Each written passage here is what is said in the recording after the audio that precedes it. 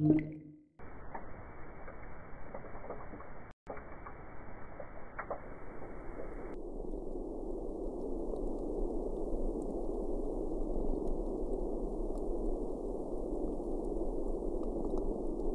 dioxide emissions are raising the temperature and acidity of our oceans. Coral reefs, home to 1/4 of all known marine organisms, are particularly vulnerable. But this is not a story of despair. It is a story of adaptation. I'm Rob Dunbar, and I've spent 40 years studying coastal marine ecosystems around the world. Let's travel together to the Western Pacific island nation of Palau.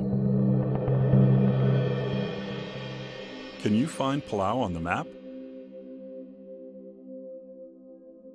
Numbering around 20,000, Palauans have little control over global carbon dioxide emissions.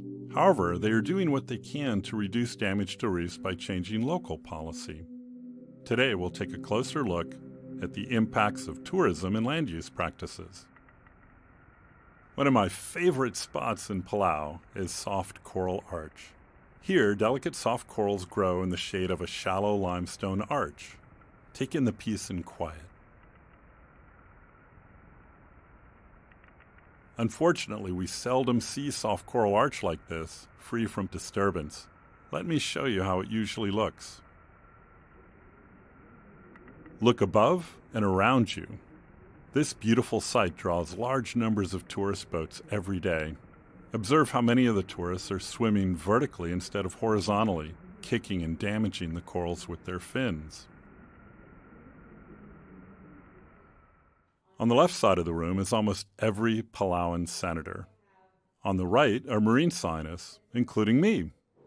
To address some of the negative impacts of tourism, Palauan officials have introduced initiatives that will reduce the number of people at any given reef.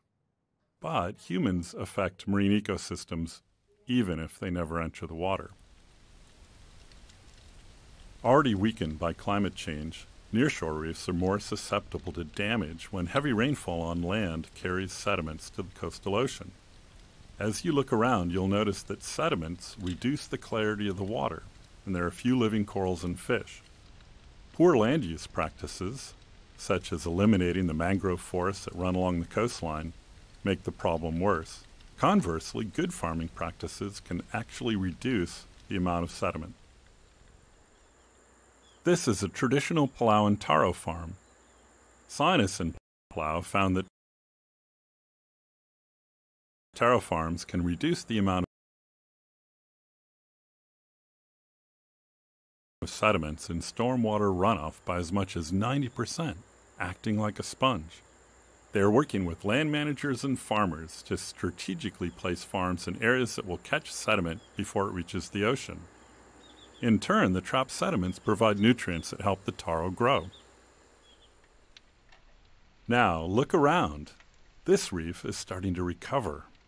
Trapping sediments in taro and in mangroves has a dramatic effect on the health of coastal reefs. Even when storms stir the sediments on land, the nearshore ocean waters are beautifully clear. These clear waters are ready to support healthy corals and vibrant populations of fish. Palauans are guardians of some of the world's most pristine and extensive coral reefs. Through careful management, they aim to better protect their reefs from damage caused by climate change. But we all have a role to play. Devastating events around the globe, droughts, flooding, wildfires, and sea level rise can all be linked to human-caused climate change. It's time for more countries to lead by example and enact policies that curb human impacts and protect the environment in our changing world.